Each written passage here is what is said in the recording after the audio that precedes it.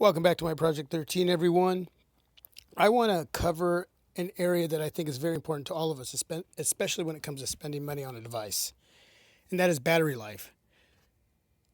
Battery life on the Moto G 3rd Gen is phenomenal. I mean, it's just incredible. I've been using this device like crazy. I've killed it on it, I've used it to the tilt.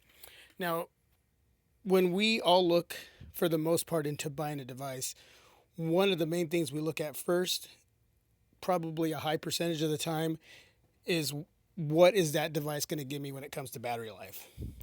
We are concerned with non removable batteries, removable batteries, how much storage, how much gig of RAM do we have on that device, what processor is running that device, the life of the device, the looks of the device. I mean, your screen, 720, 1080, true HD. I mean, it goes on forever, right? What we look into devices for, and each of us have a different opinion and different wants when it comes to devices. But I think we can almost all agree that battery life needs to be good, because you can have all of that, but if you're going to have a device that has every other aspect of it being a superstar spec or just visually stunning, but battery life just sucks, well, you know what? You just got robbed. And this is a $200 device or under $200 device. And Motorola has proven that they can make a great device at that price point and give you great battery life, which I think most companies by now should be making, all their flagship devices, especially those devices that cost $700, $800, $900, $1,000. The batteries in those devices should just be phenomenally outrageous and should kick all these devices to the curb, literally. And you know what? I know I'm rambling on, but it really ticks me off when they put out a really killer phone but give you crappy battery life. This device, for what it is, just does it right when it comes to that. So I'm going to pull down my screen there and show you on the right top right there. You see where my battery is. It's pretty much going away. I mean, it's draining. It's draining, and it's draining fast because like I said, I've been killing it on it today all day long. So we're going to go into settings and we're going to go to battery life, and I'm just going to briefly show you from 6 a.m. to 5:39 right now.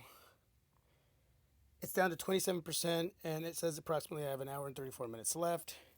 Basically, it's been on for over 11 and a half hours. And I still have 27%. Screen time on 4 hours and 27 minutes of screen time, literally just on. And when I've had that on, I've watched YouTube after YouTube video. I've watched part of a movie.